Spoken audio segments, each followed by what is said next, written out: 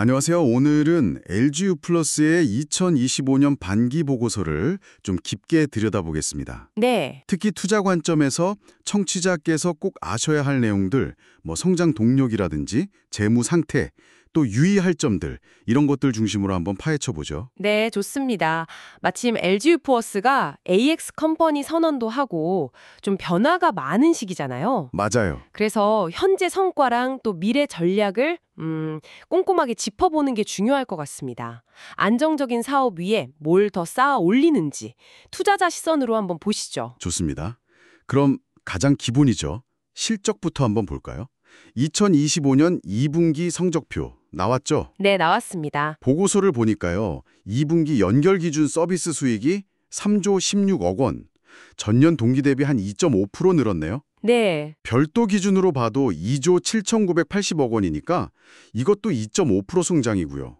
아주 폭발적이진 않아도 꾸준한 건데요. 이 2.5% 성장, 지금 통신시장 상황 고려하면 어떤 의미로 봐야 할까요?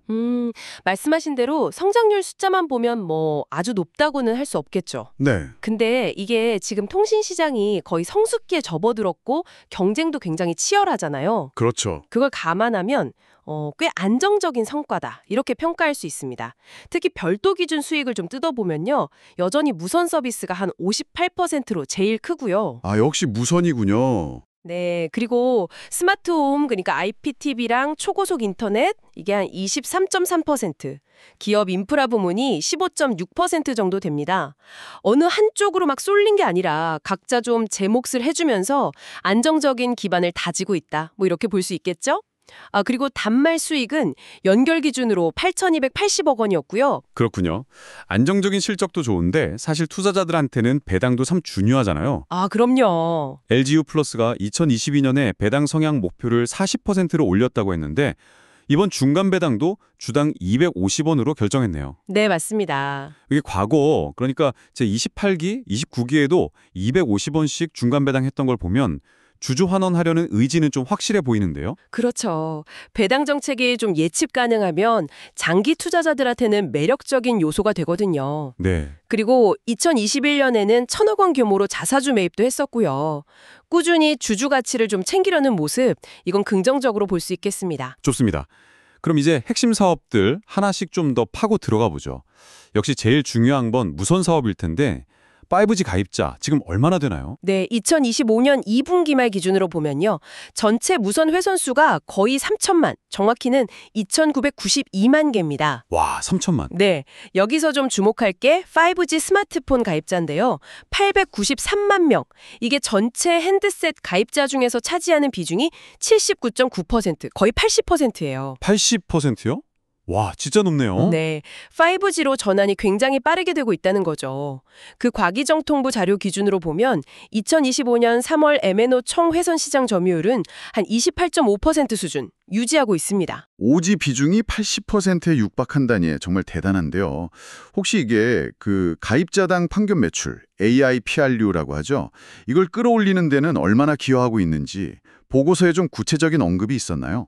아니면 아직은 그냥 가입자 늘리는 데 집중하는 걸까요?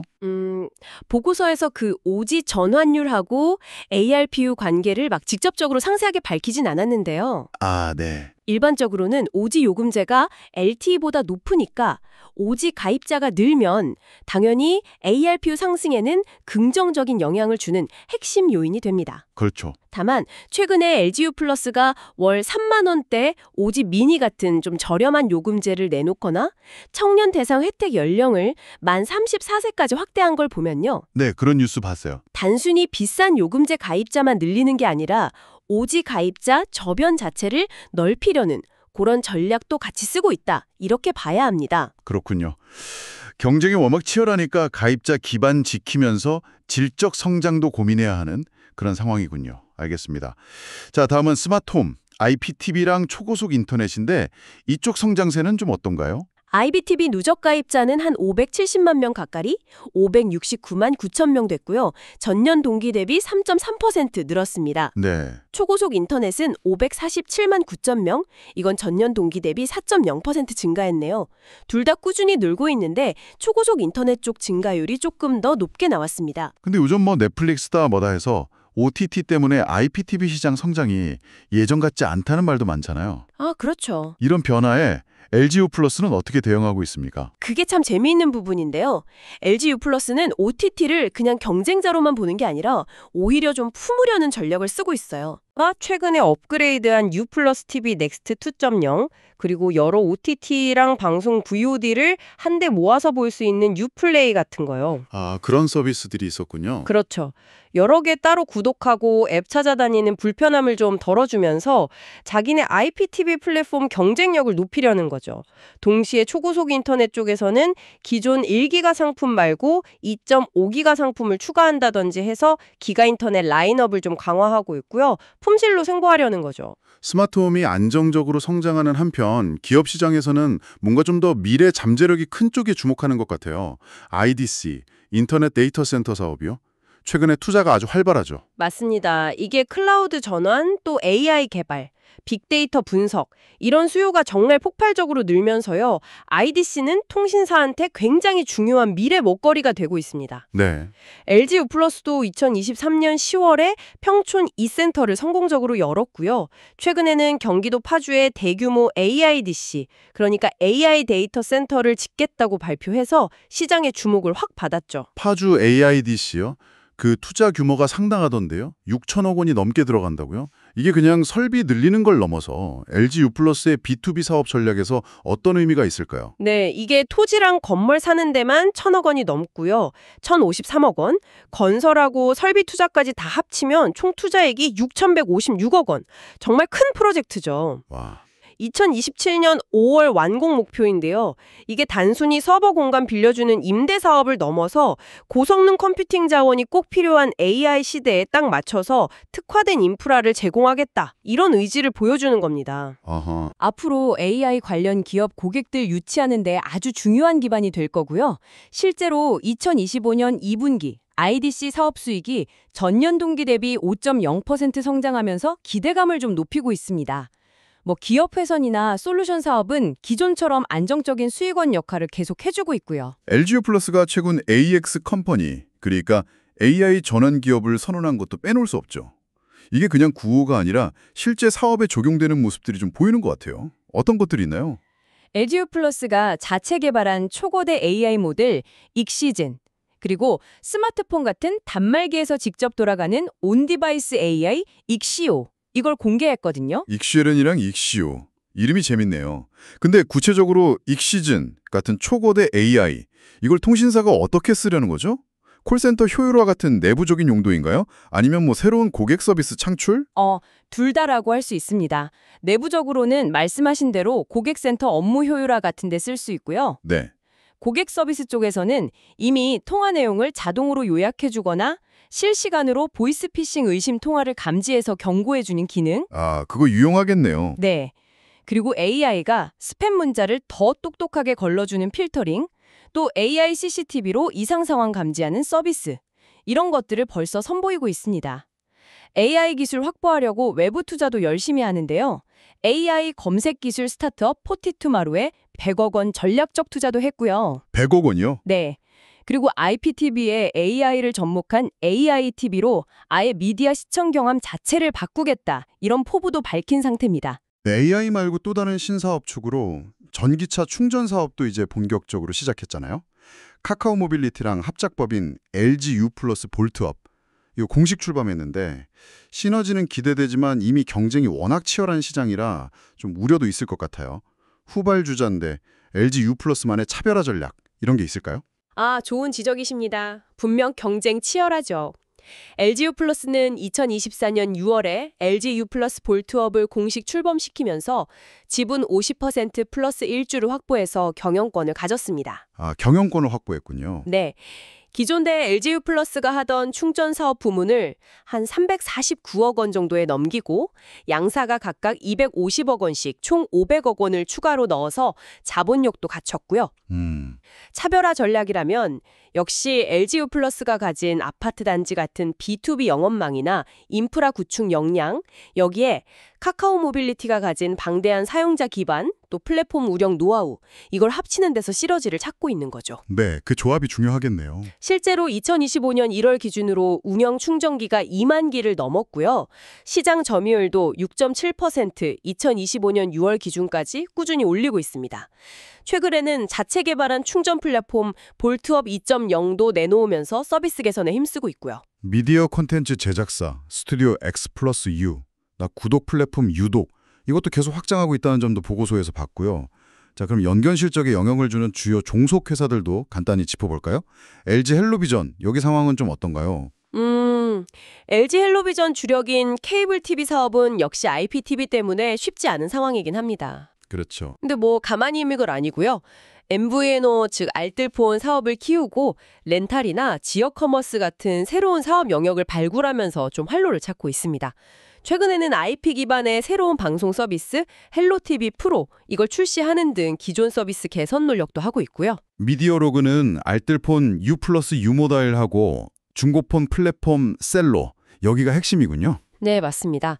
U 플러스 U 모바일은 2024년 4월에 가입자 100만 명 넘어서면서 알뜰폰 시장에서 자리를 꽤 잡았고요. 중고폰 메이 플랫폼 셀로 이걸 통해서 중고폰 유통 사업도 하고 있습니다.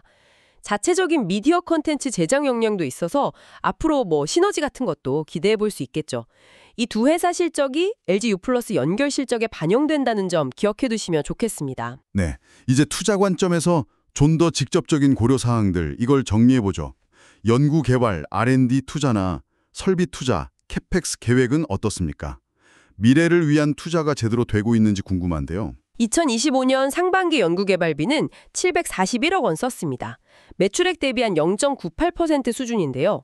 주로 AI, 그리고 6G 같은 차세대 네트워크, 클라우드 기술 개발 이런 데 집중하고 있습니다. 네, 연간 설비 투자 캐펙스 계획은 별도 기준으로 약 7,264억 원 규모인데요. 기존 5G 네트워크 품질 유지 보수 또 해야 하고 또 앞서 강조했던 AI나 IDC 같은 미래 성장 분야 투자, 이게 포함된 금액입니다. 아까 말씀드린 파주 AIDC 건설 투자는 이거랑은 별도로 집행되는 거고요. 규모가 워낙 크니까요. 아, 그건 별도군요. 재무 상태를 보면 기업어음, CP 신용 등급은 A1으로 가장 높은 등급을 유지하고 있네요. 재무 건전성은 괜찮아 보이는데요. 네, 안정적인 이익 창출 능력을 바탕으로 우수한 신용 등급을 계속 유지하고 있습니다. 재무구조 개선하려고 단말기 할구 채권을 기초자산으로 해서 자산 유동화 증권, ABS라고 하죠. 이걸 발행해서 자금을 조달하는 방식도 활용하고 있고요. 자산 유동화 증권 발행요? 아, 그건 미래에 들어올 단말기 할부금을 미리 현금화하는 그런 금융 방식이죠. 재무구조 개선에 도움이 되겠네요. 바로 그거죠. 안정적인 현금 흐름 확보하고 재무 유연성을 높이는 방법 중 하나입니다. 안정적인 실적, 주주 환원 노력, 미래 투자, 이런 긍정적인 면들을 봤는데 당연히 투자에는 위험 요인도 고려해야겠죠. 어떤 점들을 좀 주의 깊게 봐야 할까요? 역시 가장 본질적인 위험은 통신시장 자체의 정쟁심합니다. 네, 그렇죠. 가입자를 뺏고 뺏기는 경쟁은 뭐 앞으로도 계속될 거고 이게 마케팅 비용 증자 같은 걸로 수익성에 부담을 줄 수 있죠. 또 하나는 정부의 정책이나 규제 변화 가능성. 아, 규제. 네, 통신비 인하 압력이라든지 새로운 규제가 도입된다든지 이런 건 언제든 변수가 될 수 있습니다. 실제로 최근에 공정거래위원회로부터 기업 메시징 서비스 가격 정책 관련해서 시장 지배적 지위 남용으로 44.9억 원. 꽤 크네요. 네, 또 알뜰폰 사업자한테 판매장려금 지급하면서 담합했다 이런 이유로 1,111.7억 원의 과징금을 부과받은 사례도 있었습니다. 1,100억 원이 넘어요. 와, 그건 정말 큰데요. 궁정의 과징금 부과 사례, 이게 좀 신경 쓰이는데 이게 그냥 일회성 이슈로 끝날까요? 아니면 앞으로도 비슷한 규제 리스크가 계속 있을 가능성이 있을까요?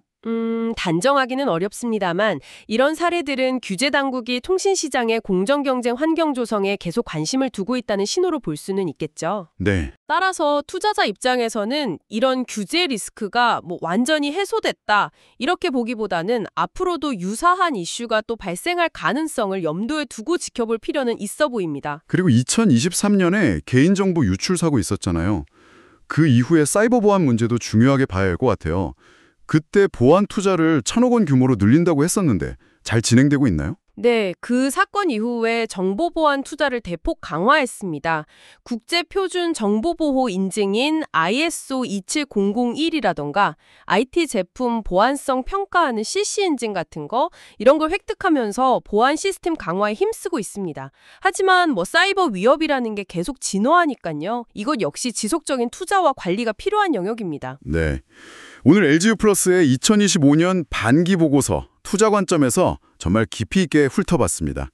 요약하자면 안정적인 기존 통신 사업을 기반으로 AI, IDC, 전기차 충전 같은 새로운 성장 엔진을 달기 위해서 상당히 적극적으로 투자하고 있다. 이 점이 확인되네요. 맞습니다. 특히 AX 컴퍼니 선언과 함께 AI 기술을 회사 전반에 내재화하려는 노력, 그리고 IDC나 전기차 충전 합작법인처럼 B2B 사업과 신사업 분야에서 성과를 내는 것, 이게 앞으로 LGU 플러스의 기업 가치를 평가하는 데 아주 중요한 잣대가 될 것으로 보입니다. 네. 물론 통신 시장의 치열한 경쟁하고 규제 환경 변화라는 변수, 이건 늘 염두에 둬야 하고요. 오늘 저희가 분석해드린 LGU 플러스의 강점, 그리고 기회, 그리고 위험 요인까지 청취자께서 투자 판단 내리시는데 좀 균형 잡힌 시각을 제공해드렸기를 바랍니다. 마지막으로 청취자께 한 가지 질문을 좀 던져보고 싶은데요. 네. LGU 플러스가 집청 투자하는 이 AI 기술이 단순히 통화 요약이나 스팸 필터링 같은 서비스 개선을 넘어서 과연 통신 산업의 본질적인 경쟁 방식을 어떻게 바꿀 수 있을지, 그리고 그 변화가 장기적으로 지속 가능한 수익 증대로 이어질 수 있을지 한번 상상해 보시는 건 어떨까요? 흥미로운 관전 포인트가 될 것 같습니다. 네. AI가 통신 산업의 미래를 어떻게 바꿀지 정말 깊이 생각해 볼 만한 질문이네요. 오늘 심층 분석은 여기서 마무리하겠습니다. 청취해 주셔서 감사합니다. 감사합니다.